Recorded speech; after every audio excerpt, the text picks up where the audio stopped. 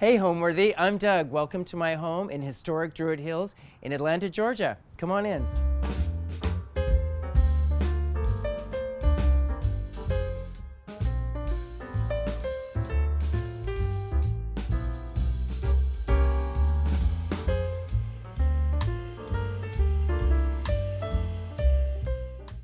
You're watching Homeworthy, where we believe every home has a story. Before today's episode, click the join button below to support all of the storytelling we do on this channel. Our growing community of members help to directly fund more videos so we can capture these extraordinary homes from around the world. So join today to receive early and exclusive access to new Homeworthy videos. Hi, my name is Doug Weiss, and I'm an interior designer. This is Zuzu the Cavalier, and you're at my home in Atlanta, Georgia. My husband and I lived in Inman Park, another area of the city, in another 100-plus-year-old house. And after getting a mountain house, we decided that it was time to make a little move here. So we did a search for this place, and kind of wanted to do a townhouse or condo or something like that. And I just didn't see anything that I liked. Everything was kind of too modern for my personal aesthetic. And we changed something in the search engine, and this place popped up. It's a 100-plus-year-old mansion that was divided into condos in the 90s, in 98 specifically. And in 1998, or it might have been 97, we were looking for a place to live. We saw this exact unit, and I remember saying to my husband, we loved it. It really spoke to us. But I said, I can't help but feel that it's for like an older couple. So 25 years down the road, we're an older couple now, and here we are. We've just been here about 2 years now. I love layering. It's a big part of my aesthetic.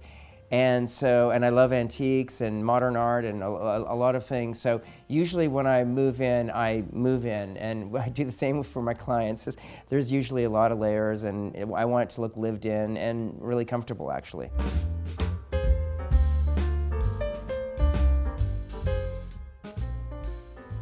So welcome to our sunroom. This is where you enter the house, and it's also the place that we hang out. It truly is our hangout room. We've got the TV here.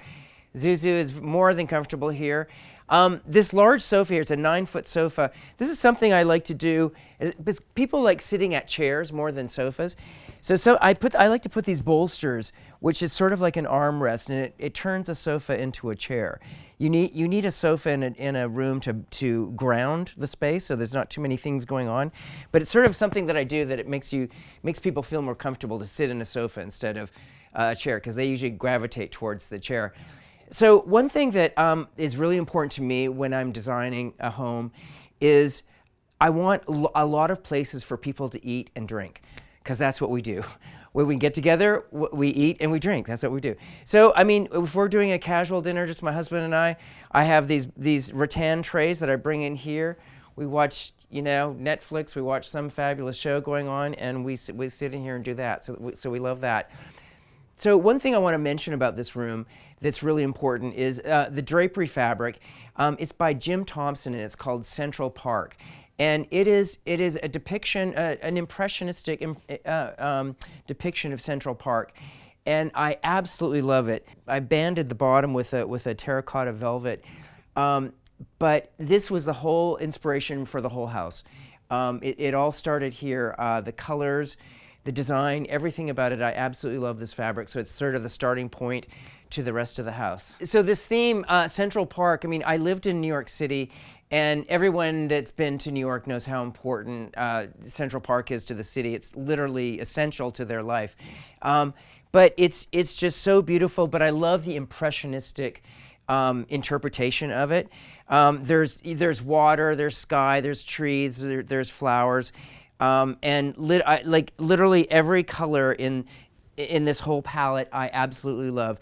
There's terracottas, there's sort of some rosy that go into some sort of burnt burgundy colors, and the teals.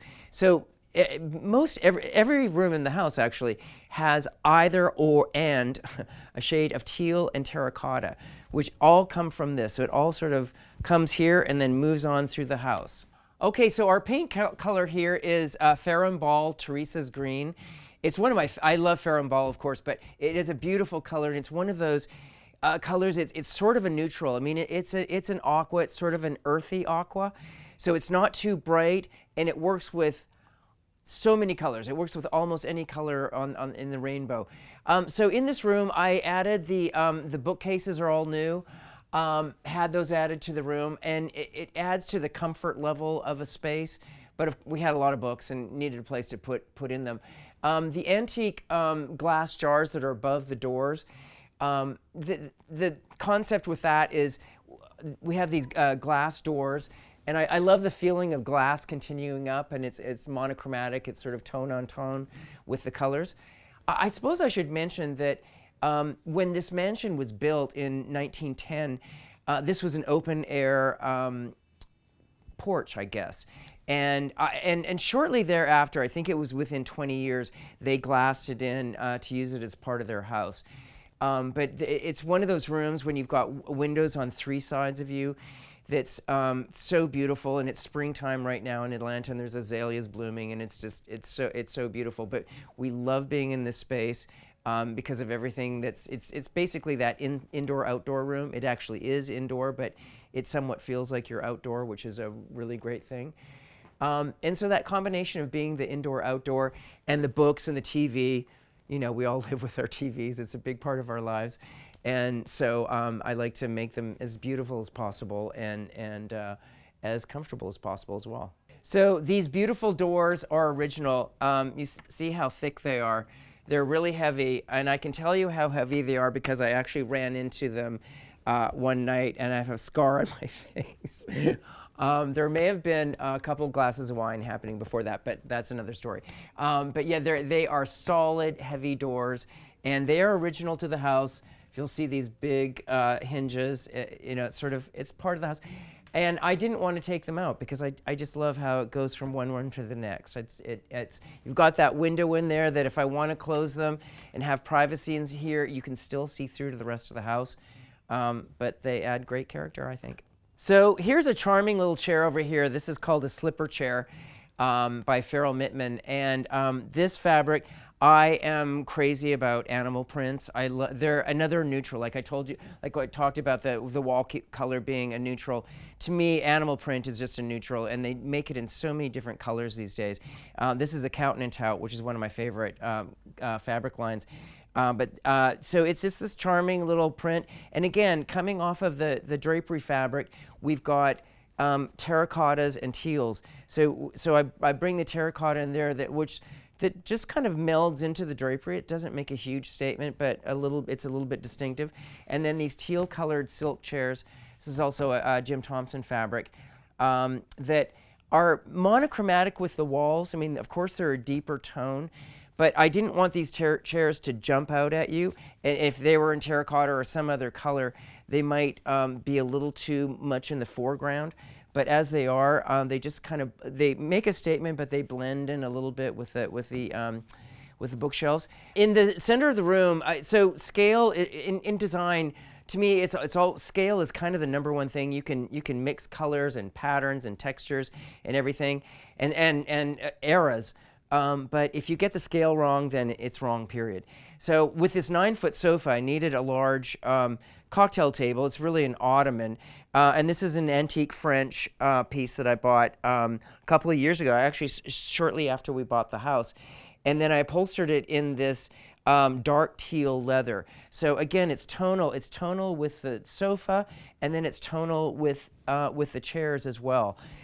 So in this space, it's not that it's tight. It's a fairly large room, but you don't want things to jump out all the time. There's certain things that you want to stand out and be a focal point, and others that you want to sort of meld in with the rest of the environment, which I think this does beautifully. And Zuzu's very happy with it too. So let's talk a little bit about lighting, which is incredibly important. In the evening, I like everything is on a dimmer. Every switch, whether it's in a closet, a bathroom, I don't care where it is, every switch is on a dimmer because I want to control the intensity of it. Our fixture up here in the ceiling is a Fortuny piece that we had made for the last house, and it's made in Italy, of course, and I remember it taking, 8-10 months to make, and that was many, many years ago. Something that you paid for, and I'm like, oh, maybe I'll see this, maybe I will, and maybe I won't. Anyways, it came, I loved it, and couldn't leave it in the last house. We ended up bringing it to this house. But I also like to switch it up. So there's some vintage, these are actually calendars. If you look closely on this lamp, it'll show you, it'll have the days and the months there, and you put your pegs in for whatever day or month it is. It's kind of crazy. We've never changed it, but I just like how they look. And then over here we've got a more modern, this is from Visual Comfort, a more modern piece. And again, when I turn these lights on, they're usually very dim. Also with lighting, if you look up in the bookshelves, you'll see candles spaced out. They're all symmetrically spaced. But they're all throughout the cabinetry, and they're timed. They're fake. They're the fake. They're real wax, but they're fake candles, of course. And so they come on. They come on at basically sunset, and so when we're in here watching a movie or something, there's this lovely little flickering light everywhere around you, and I just love that. Lighting is really important. So on the floor we have this travertine. It's called this color is a walnut travertine. And it was put in when the mansion was converted into the separate condos in the 90s. And this color was very popular then. I remember doing walnut travertine in some of my clients' homes. And I have always loved it. And when we moved here, I love that it's here. I'll never change it. And it flows beautifully into the rest of the house with the original oak floors that were put in 1910. It just makes me happy, and I love how this floor just works with my personal palette. All right, now we're going to move on to my living room. Please come along. When I'm decorating a home, and my home in particular, there's always inspiration that starts. It's something. First it's got to start with the architecture, and the architecture of this home really, really speaks to me because there's a lot of history here, and I love the fact that I'm living in a place that many other people have lived in. But in terms of when I'm designing, it starts with inspiration, and beyond the architecture, there are certain pieces, and there's some drapery in my sunroom that was really the jumping point for the entire house, the whole color palette, and a lot of inspiration that I've done here. When we bought the house, there was a lot of renovation. I think we had about 8 months of renovation. We gutted all the bathrooms. We mostly gutted the kitchen. We didn't really gut the kitchen. We did a lot of work in the kitchen. And I touched every room, whether it was, sometimes it was just wallpapering or painting or something. But there's a lot of features that are original. We've got these doors in between, these pocket doors in between the living room and dining room that were original, and they're 8-foot mahogany doors, and they're absolutely beautiful, and I love them. But we've done some extensive work in the house, adding book shelving and renovation stuff. But at the same time, trying to keep elements that are really important and feel like it's historic, and make that really clear that it is an old home.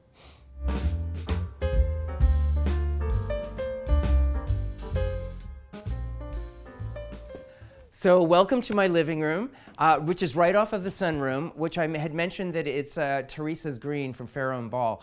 So in this room, all of the trim is painted Teresa's green, and the walls are actually a wall covering, a grass cloth from Count & Tout that is the same color, so it's tone on tone. So I love that sort of easy transition from the sunroom to the living room, where you're not jolted into a different color. It's like a gradual progression through the house. And that happens in different rooms, and sometimes there's more of a pop, and that's always very intentional. But coming in here, I just wanted sort of an easy texture on the walls. So when you're in here, that texture is very subtle. Some grass cloths are really nubby, And which is great if you're doing like a library or a den or something that's really kind of earthy and you want that warm sort of texture, that's great. But this is a more elegant room, so I wanted a very simple, subtle grass cloth. So this one, again, from Cat and Tout, did a great job. And as you can see, I've got this is a salon hanging of paintings. I love doing these, and people will ask me, well, how do you start that? Like, what do you do? And it's basically, I mean, it has to start with what you love. Art is something that you have to love, you have to gravitate towards, and it's a language that sometimes takes a while to learn. Just like a spoken language, you have to look at it a lot to really understand what people are saying and what that painter is communicating to you.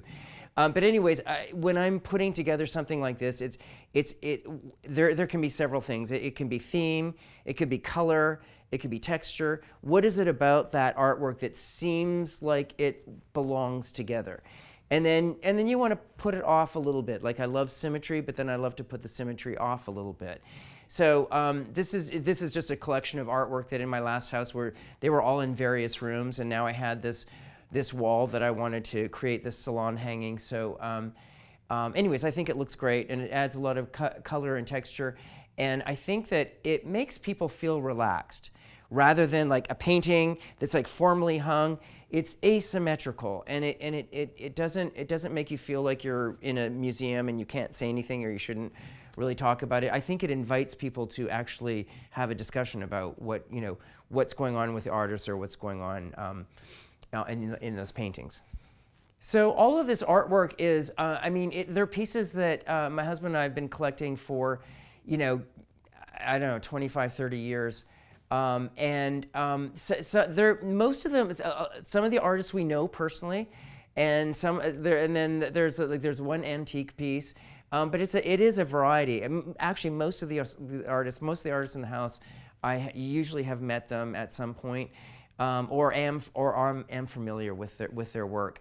So it's just something that you love to carry on. And when you move artwork around in your house, or from one house to the next, you see it in a different way. So I love moving the artwork around. Sometimes it doesn't work as well as others. Sometimes you can move smaller pieces, but larger ones are a little more difficult.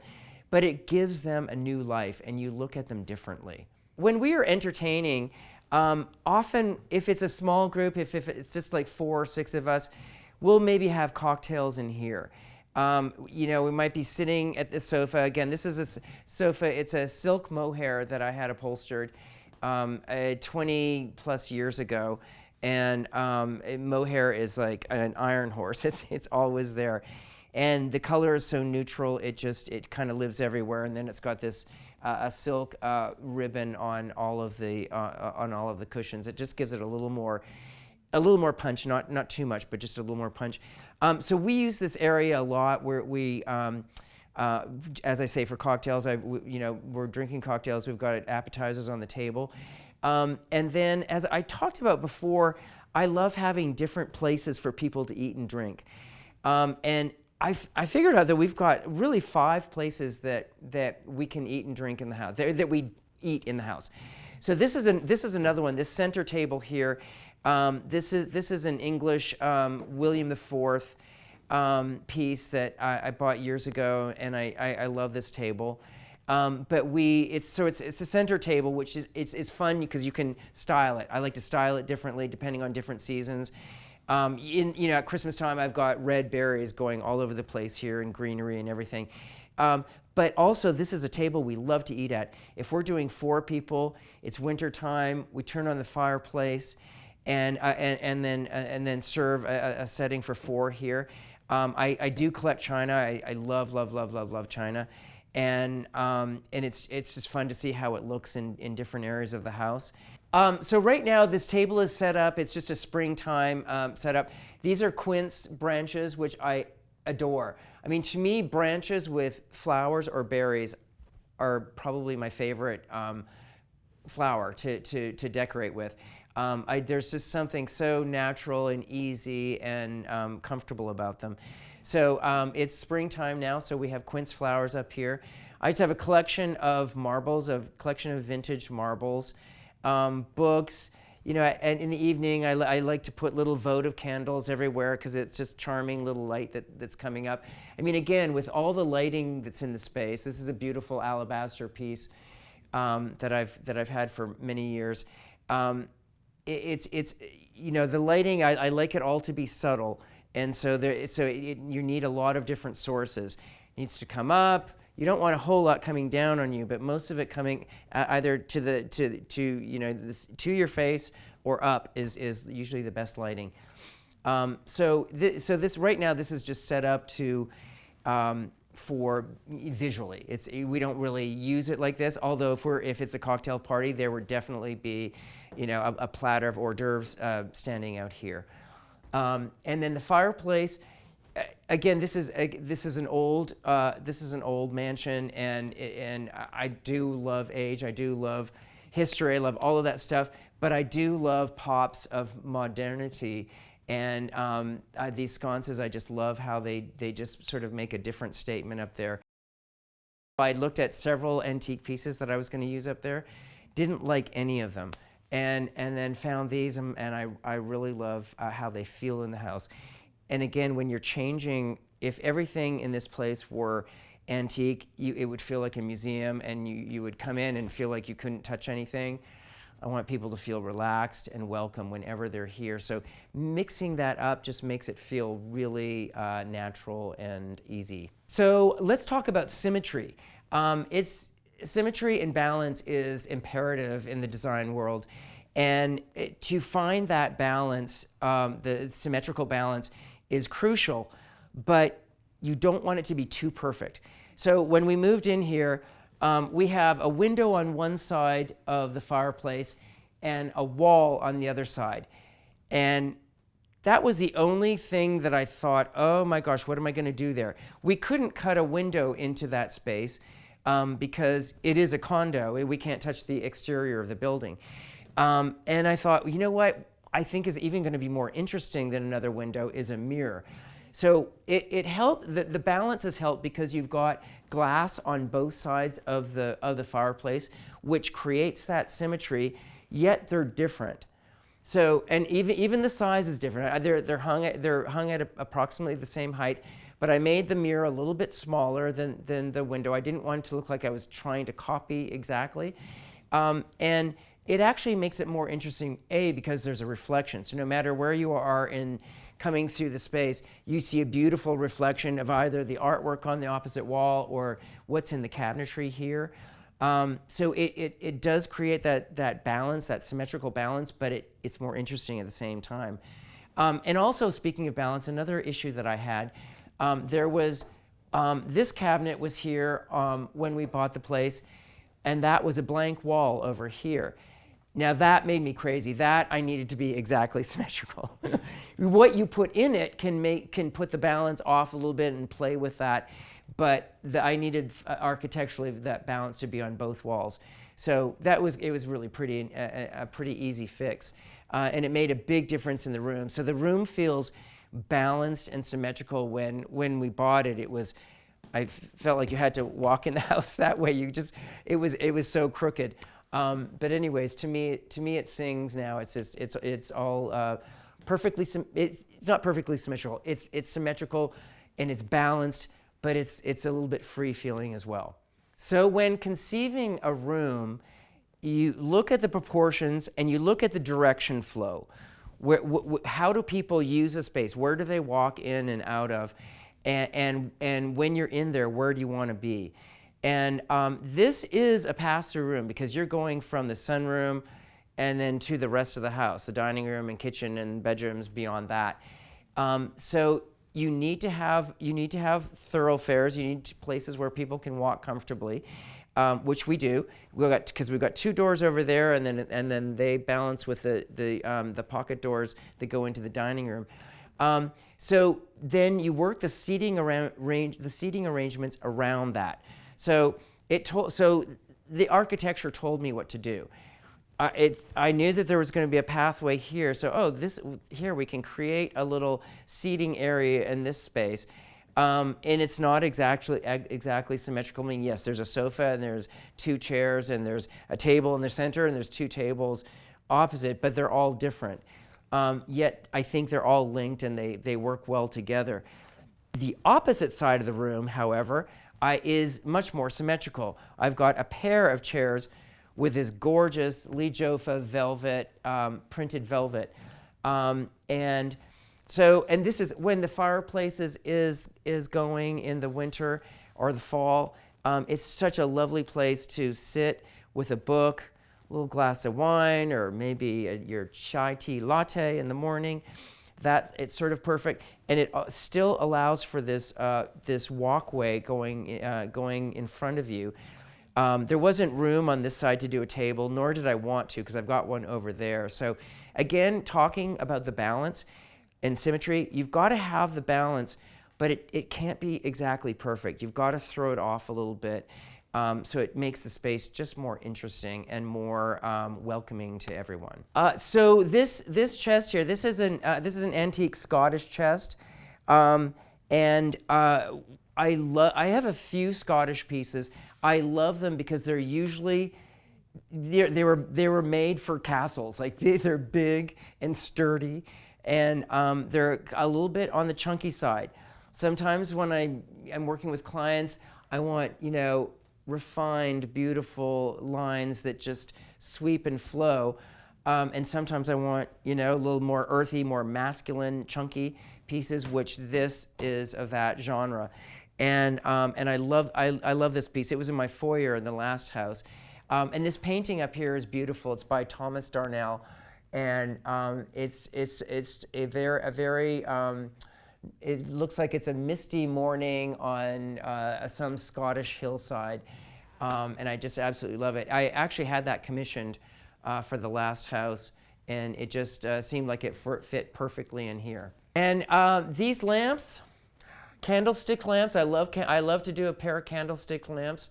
I don't recall where I got them, but I do love this sort of kind of cappuccino colored silk gauzy shade on them. And as we talk about lighting and artwork, their relationship is really important, of course. You want to light the art, but at the same time, I'll do it differently everywhere I am. I mean, so on the salon style wall, I've got the art, the picture light up there, and then I've got cans that are kind of coming down on it. And then with this one, I've got lamps in front of it that some may say, well, you're hiding part of the artwork, and maybe you are, but this is not a museum. This is my home, and and the art lives with us. So it has to be my way of living my life, and then that is an incredibly important part of it, but it's got to work in the environment. So it's the whole story and how it goes together. Little things like this clamshell. We were at the beach many years ago, and I was like, "Oh, that's so pretty! I'm going to take that home. I'm going to buy that and take that home." And then I had it gilded, had the interior of the shell gilded, but it's just a little collection of shells that just it's a memory of the past. So let me tell you about these chairs that I love. I found them in an antique store, probably, I'm going to say about 30 years ago. This is a klezmos style. Klezmos is really my very favorite style of chair. It refers to like the whole shape that you see, that sort of architectural shape. It's a Greek, ancient Greek chair. And this one has got a channel tufted back, and it's upholstered in a beautiful Nancy Corzine cut velvet that I absolutely love, and that it's discontinued. Now the chairs, I've reupholstered them a couple of times. The chair, they're when you sit, that you kind of sink a little bit too much in them, so I need to have them built up. But I don't want this fabric to go away because I still love it. So when we have a dinner party around here, Chris and I make sure we sit in these and the guests sit in other chairs. And what I'll do when we're dining at this table is we use these 2 chairs, and then we bring the 2 teal chairs that are in the sunroom, and they're opposite each other. So it's a little more haphazard, and which again adds to the relaxed kind of atmosphere when not everything is matching and you know, it's a little more up in the air. And then of course the color palette on the table is going to reflect, you know, the chair colors that are going to be there as well. So rugs, of course, are another important element of interior design. And normally you've got a big room, you want a nice big rug that grounds the space. And the size of the rug sort of dictates the scale of the room. So you've got a large room, you want a large rug, or if you've got a small room, then you really want as large a rug as you can do because it makes it look larger. I shook it up a little bit in this room, and I've got 2 runners in the living room. They're both antique. This one over here was in my foyer of the last house. This one was in a wine bar that we had in the last house. And I didn't have another place for them in this house, and I could have sold them and moved on to something different, got a big rug. But I love them so much. I love the way they work together, and I think they're really interesting. The way they work in the room. And also these floors are original to the home, and they are beautiful. I think they're absolutely beautiful. And I like in this room being able to see more of the floors. So I love that. So if we're having a dinner party and there may be several guests, we're in the living room and the sunroom, and then it's time for dinner. Sometimes I'm slaving away in there. Sometimes we've got a wonderful chef that might be doing something for us. But I want to transition into the dining room. But before we do that, I want to show you these beautiful original pocket doors, these 8-foot mahogany pocket doors on both sides, which I absolutely love. I love all of the detail to them, and I love that they still function. That's pretty cool. I'm inspired by what has been done in the past, which is why I love old homes. I always respect that. But even though it's original or original to the home, it doesn't mean that it's correct. Scale, the eye of scale has changed over the years. And, often in older homes, you'll see tiny little rooms. Like in Victorian houses, you see a lot of tiny spaces. And I do prefer sort of a bolder, larger scale. And so I try to keep as many things as I can, but some things just weren't right to my eye, so I would change things as we went through the renovation.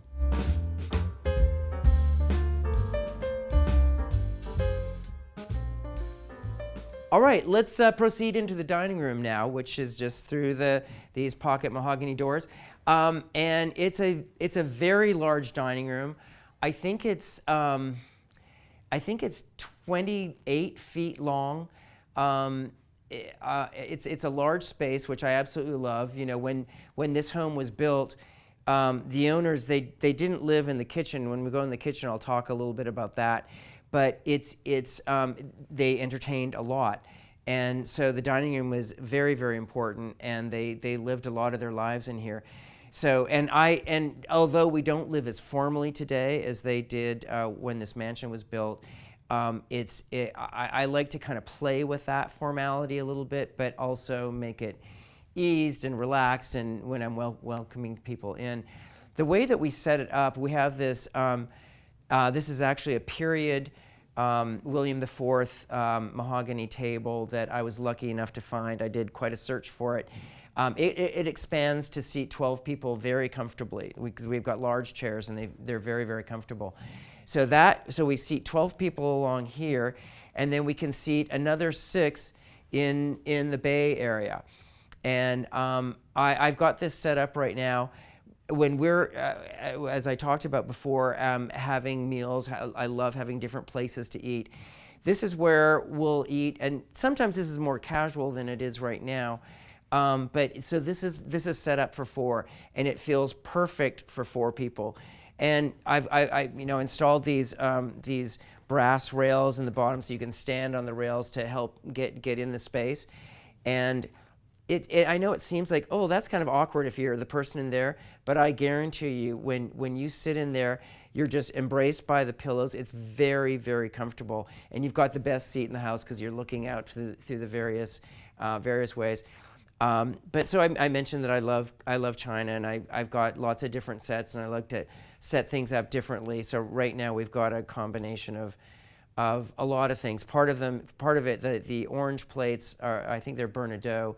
That's part of our wedding china, and other pieces I've just collected over the years. But the china and the silver and the crystal, again, it's all mixed. I've got Baccarat and Riedel and modern glass. So we do love dining in this bay. It's so cozy.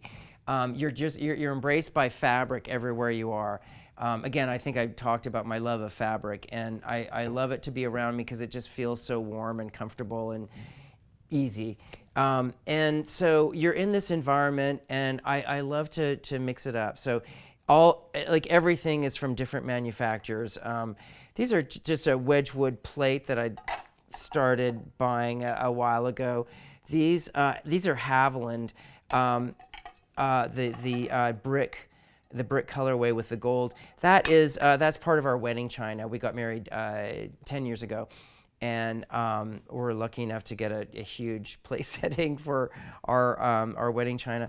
And then these little gold plates. This is Philippe de Soulier, hand gilded little plates. The glasses. I mean, so this is Baccarat, and yes, I have a set of like white wine, red wine, water, all of that. I prefer to shake it up. So this time I've got the Baccarat with the, Riedel white wine and just a cobalt, just a simple cobalt glass with it. The silverware is also kind of shaken up. This is a beautiful, how you just have certain things you just love. I love these forks. For whatever reason, I love these forks. They're a sterling from London, and then I mix them with other patterns. So there's a few mixes of patterns going on. Again, it just makes the table a little bit more interesting to me. So the seating in here, the bench was existing, and then I had the brass fittings at the bottom placed in so that you could kind of stand on them and move in there, and also have a place to rest your foot when you're dining, because you don't want your feet dangling. Because it's not, this is like a counter height. These are counter height stools. So they were existing in here, and wonderfully, there's storage underneath them, so we use that as well. I have to take out all the cushions to get whatever's in there, but it works really well. But it's just a lovely place to dine. The fabrics, just like the china, the fabrics are from all different fabric houses, and I just love the combination of everything together. Window treatments for me are essential. I just had a meeting with a client the other day, and they're like, well, it's just this window over here. We don't need to do anything with that, do we? And I said, yes, we do. There's something about glass that I want to frame it.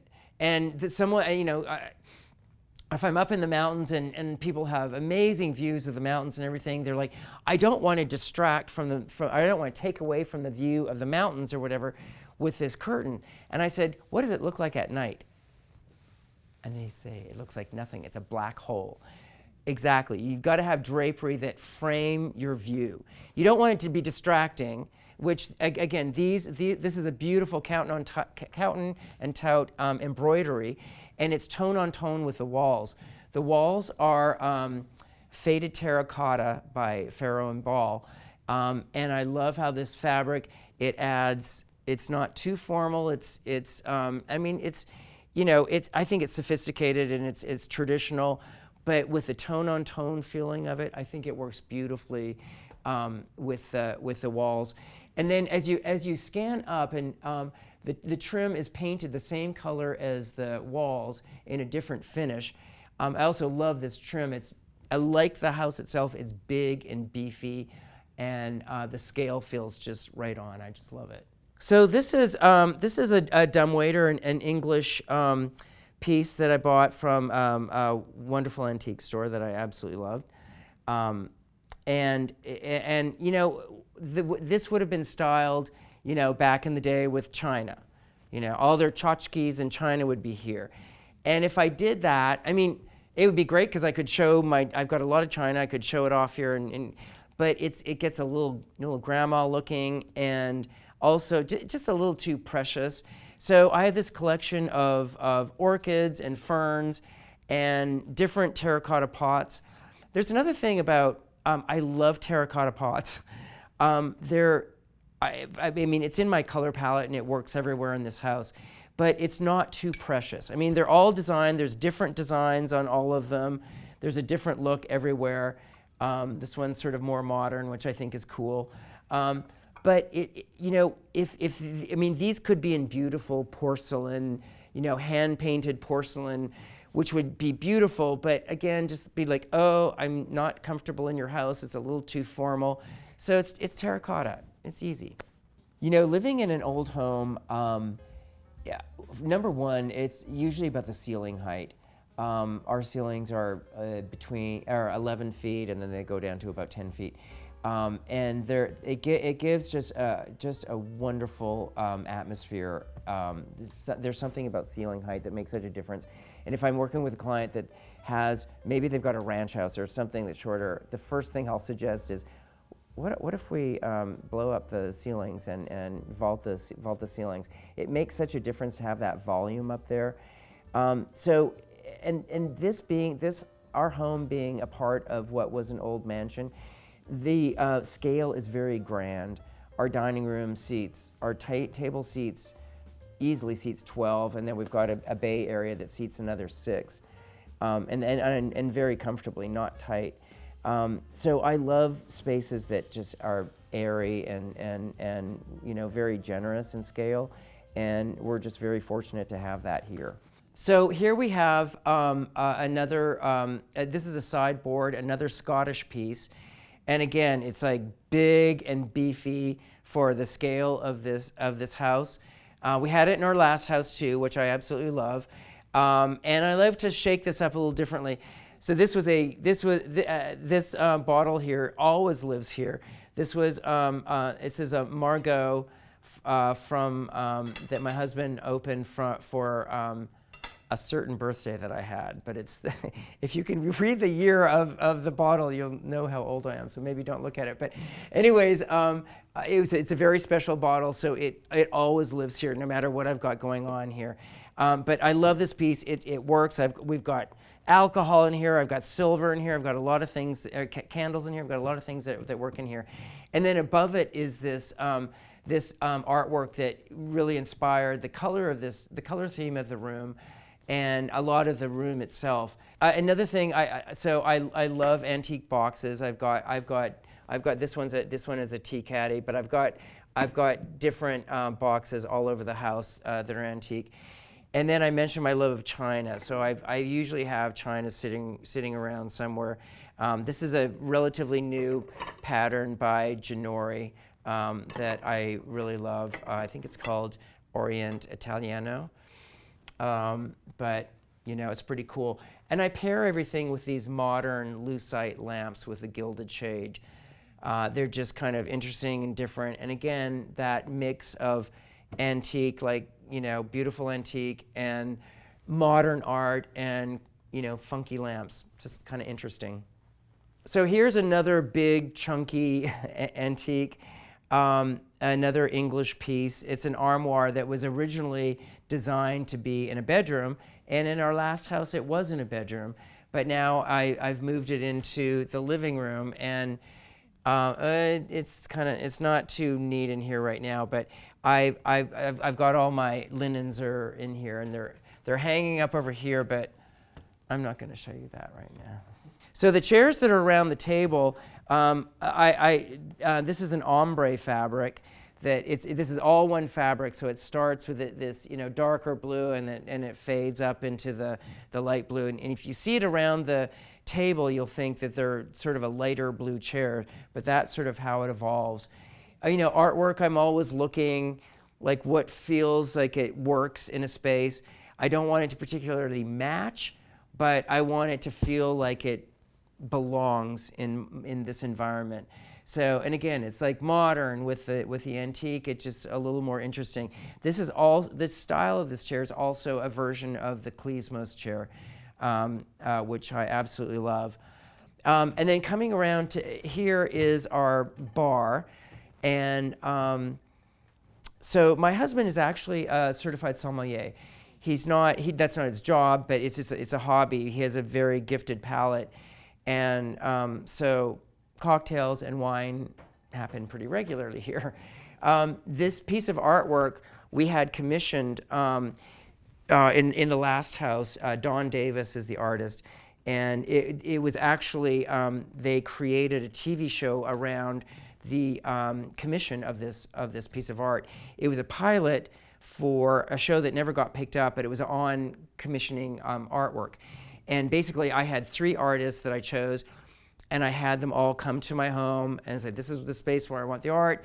And I had already vetted the artists, so they're artists that I thought were really beautiful. I really loved their work. And so the camera started at my home. We talked about the space, like what I wanted. Then the cameras went to all of the artist studios, followed them, and then in the end we had the reveal at our house. And they revealed each piece, and we were having a cocktail party. There's probably 15, 20 people at the house. And they, one at a time, they would reveal the artwork. But what no one knew is that the artists were in the room. They were acting as camera operators or lighting people or whatever. And so because they wanted people to give their honest opinion of what they thought. Anyways, this was the winner, and we absolutely love it. It's rock, paper, scissors. So once again, here we've got another pair of lamps by a piece of artwork. Candlestick, these are antique silver candlesticks that were turned into lamps. And again, I just love lighting artwork differently. Sometimes it's from overhead. This at night you get just sort of pools of light. There's enough lighting that you see the painting, but you get pools there. And then coming over here, I've lit this one differently. This one is overhead. This is an overhead picture light. And this artist is Guillaume Rosario. These are like little lucite sort of like straws. I don't know how he does the work, but it's absolutely amazing, and I find it beautiful. And there's something about these purple calla lilies resting in that sort of teal background, framed by that makes me very happy. This is another antique that this is an American piece. It's not super valuable. It's something that the hardware makes a big statement. It's kind of fun. It doesn't work everywhere, but I think it's kind of cool. And again, antiques and modern art, just love the combination. So one of the big challenges with this room was finding a rug that was large enough. Unlike the living room, where I was really happy having 2 kind of runners in there that looked really interesting, I needed something to ground this room and be the statement. And I looked a lot, and I found something that I absolutely love. It's very subtle. It's these kind of sort of Tiffany blue, goes in between that robin's egg blue and really more of a French blue, with that sort of rosy terracotta color in it that just picks up the color of the walls so perfectly. So I found this rug. I paid way more than I thought that I would pay for a rug, but I loved it so much. It just when they brought it here, I was like, oh, it belongs in this space. So I didn't know about the authenticity of the rug. They sent me the letter after I paid for the rug. After I bought it, I absolutely loved it, and it was made the same year that the house was built in 1910. I was like, that's so perfect. I love it.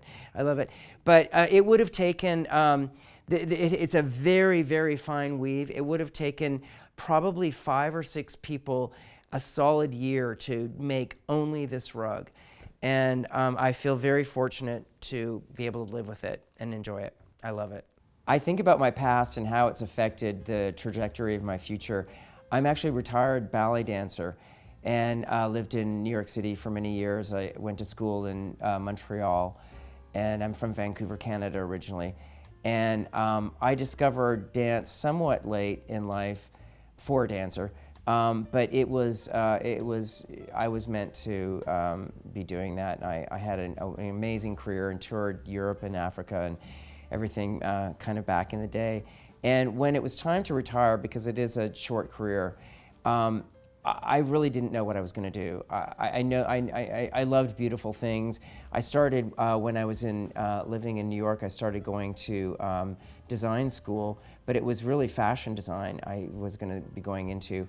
And I moved to Atlanta for dance specifically, and met a lot of wonderful people.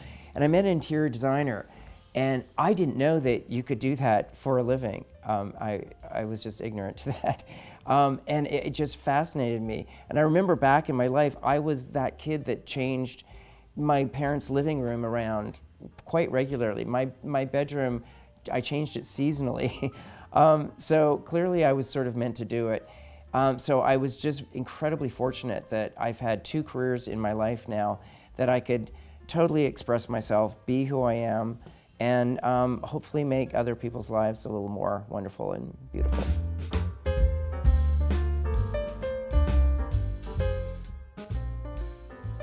Okay, so that is the dining room, and now we're going to go to the kitchen where some of the magic happens that comes into the dining room. Come on in. Okay, so here we are in our kitchen. So in 1910, when this house was built, the owners were hardly ever, at this level, were hardly ever in their kitchen. They had a staff that were in here. And so we were lucky enough, this was a large estate, and so the kitchen was a good size. Because often you go into a fairly large house, of a house that was built in the late 1800s into early 1900s, and the kitchens could be quite small. So we were lucky that this is a good size kitchen. It was refitted. The cabinetry was all refitted when they transitioned from the mansion to the condos. And so and it was very good quality cabinetry. So we kept a good deal of it. We painted, so this is another Pharaoh ball color. This is Bancha green. We kept the general layout. I mean, you know, like on either side of the range, I think there was drawers on one side and cabinets on the other, and I like to create symmetry whenever I can. So we did different things like that. But like countertops, backsplash, the hood, lighting, a lot of things were redone. So the countertops here are quartzite, and it's one of my favorite materials to work with. It's probably the hardest of all the stones. This one is called Taj Mahal. It's very popular. You see it quite a bit. And I don't like to usually select things that are used quite often, but it's so neutral. It's got the balance between warm and cool in terms of colors. So it works perfectly. These bar stools I had upholstered in this cravat fabric that's also a chenille, and it's textured and it's quilted, and it's got a crazy dragon on it, and I love them. It's really cool. So I'm standing at the sink, and these are in front of me, and it just makes me really happy. I just love it a lot.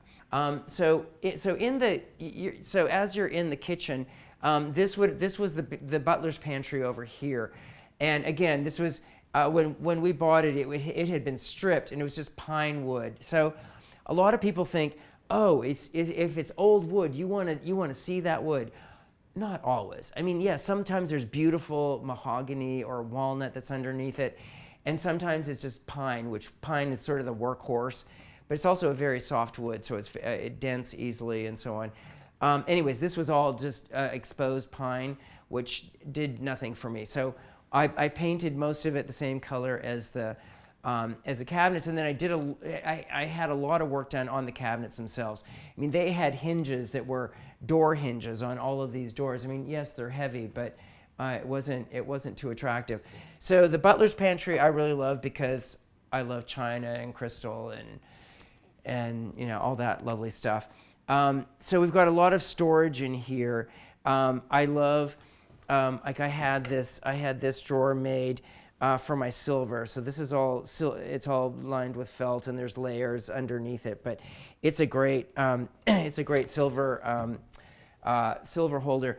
Originally, this part of this unit was up to this level, and it was just overbearing and ugly. So I had that cut down. These are the original doors, but I had them remake them. And then the walnut countertop is new, because again, it was pine and it was a mess. So we had that all ripped out and redid all of that. And then now this is where I house like all of my beautiful china and everything. I've got, this is Marie Dodge, who I absolutely adore. I mentioned my wedding china. This is Bernardeau, and I've got several pieces of that, which I think is really beautiful. But again, it is about mixing them and playing with them. I've got antique, pressed glass plates and new things and old things, and combining all of them together is what really makes a dinner party, and it makes me excited to entertain. Like we'll be cooking, like figuring out what a menu's going to be, what a menu's going to look like. I try to make sure that it's not too labor intensive, because there's only so much you can do. I'm fortunate because my husband participates and he does things as well, and of course he takes care of all the wine and the drinks and everything. But I really love to set a table for dining. That's just one of my favorite things to do. What are the flowers going to be? Which china am I going to use? How am I going to swap it out? And then, of course, I'm always collecting. So there's always a new baby that I'm anxious to be putting on the table and working with. So the artwork we have here was in the kitchen of our last house as well. Jennifer Crowley is the artist, and they're actually all politically based, which is interesting because I talked earlier about how art is a language, and you have to learn to speak different languages, and that's not the message that I get, because I actually hate politics. That's not the message that I get from them. I think they're playful and fun, and they're textural. I love the colors. They have an earthy quality to them. And so normally I wouldn't get 3 paintings from the same artist and hang them in the place together, but I just love them all together. I love their dialogue all together. I mean, you see there's rabbits in each one, and there's kind of megaphones in each one, which I guess talks to the politics or whatever it is. But again, it's not what I see. And I'm opposite when I'm at the sink in the kitchen. I look at these all the time, and they make me happy. They make me feel at home, and I love looking at them. And then I've got another antique box with them, an antique lamp this time. So again, playing with antiques and modern all together. We've had a lot of, both in this house and our last house, my husband and I entertain a lot. And coming from the world of the arts, I love to give back to the arts. So we've held dinners for the ballet and the opera and the museum in both of our houses, and we had a dinner here last year that was for 24 people, and it was we had a couple of chefs here and wine from California and Oregon, and it's just a great joy to be able to share your home in that way, sharing food and wine as we love to do. It's kind of our favorite thing.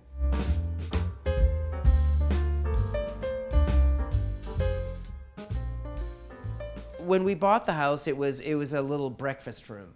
Well, we're not going to sit in, and even though I mentioned I like to have a lot of different places to sit and eat and drink, I just never envisioned that we would be eating in this little space. So I was like, oh, this is going to be the perfect wine cellar. Our last house, we had a wine cellar in the basement, so you had to go down the basement, and it was super cool.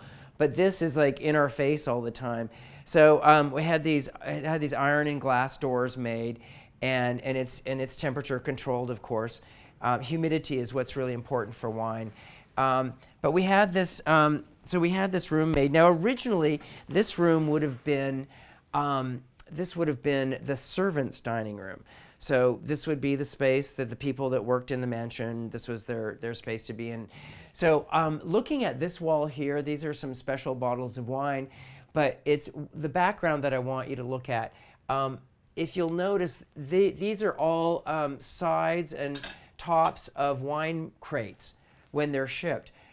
ones that we had collected, and a few friends gave us some. There's some very, very, very special bottles represented in this wall here, and this is the one and only thing that I let my husband do on his own. I'm a little bit controlling when it comes to design, so I said, "This is your wall. I want you to place them all."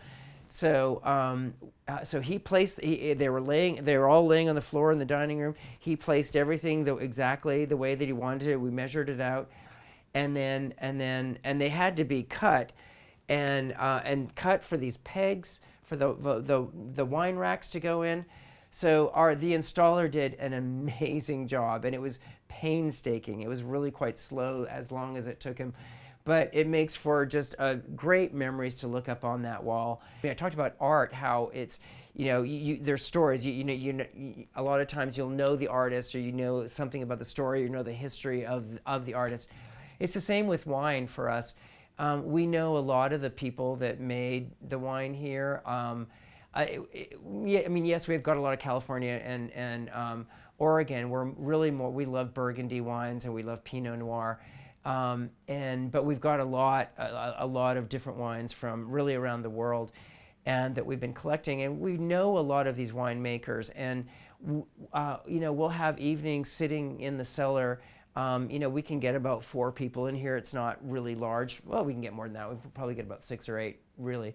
But it's just an intimate environment to hang in, and it's very special. Yeah, we love it. So the way that we use the cellar is, of course, its main purpose is cellaring the wine, holding it at the correct temperature. But we love to entertain in here. Now, it'll start with, just a couple people are in here. There might be, people sort of rambling around the house. A few people gather in here, and then sort of like the door usually is closed because you want to keep the humidity level correct in here. When you see someone in a room that the doors are closed, you want to go in there because it looks like you shouldn't go in there. So people end up coming in here, and because it's an intimate space, it just feels really, really special. So whether Chris is just opening a bottle and he's starting the evening in here, or throughout the end, or maybe after a dinner, we might end up in here and just hang out with our wine, and maybe at that point we're moving to champagne, or we're moving to something different. But again, it's just so nice to be in a different area, enjoying all of your house. I love to live in all of my house, be all over the place, and use it in different ways. So what makes a house a home? Well, number one, it's the people in it, that you love the people that you're with and your beautiful fur creatures, or maybe real children as well. But what makes a house a home to me is comfort. You want to feel at home yourself, and people that you're inviting in, you want to feel comfortable. So I like to, when we're entertaining, I like to have a sense of ease. I want people to feel comfortable and at ease. And when I'm choosing furniture, comfort is of the utmost. It's really, really important to me. Not only that, it looks comfortable, it looks inviting, it doesn't look stiff and formal, it looks inviting, but it actually feels comfortable too. Thanks for watching. Be sure to go to homeworthy.com for exclusive content, shopping guides, and so much more.